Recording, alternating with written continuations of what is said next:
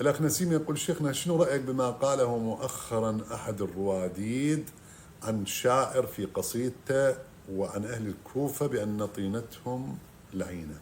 عزيزي، الكلام هذا إلى أكثر من حيثية، مع احترامنا للقائل ولأهلنا أهل الكوفة.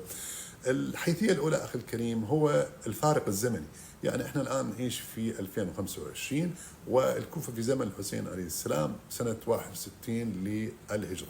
قطعا الكوفة الآن هي علوية وشيعية وحسينية، فإذا كان يحكي عن الكوفة في ذلك الزمن، يعني في عام 61، حتى في عام 61 يا أخي الكريم، يعني الكوفة كانت أغلب الشيعة فيها، لكن مو أغلبها شيعة. هذا أمر جدا مهم، هي أصلا مو غالبية شيعية. الأمر الآخر، ما أشوف من المعقول أن نحكم على أهل مدينة كاملة بأن طينتهم لعينة. ماكو مدينة لعينة بالتاريخ ومدينة طيبة أو مدينة طاهرة، لا، كل مدينة بيها ناس أخيار وناس أشرار، ناس طيبون وناس خبثاء. فالمفروض أنه من عمم، وأكيد الشاعر ورادود ما كان يعمم، لكن لعله صار سوء فهم. المفروض أن يبين موقفه من هاي القضية، وإن شاء الله الكل محترمون، رواديدنا وشعرائنا وأهلنا وكوفتنا الطيبة اللي يوصفها الإمام الصادق سلام الله عليه حينما سئل قالوا له: من خير البقاع؟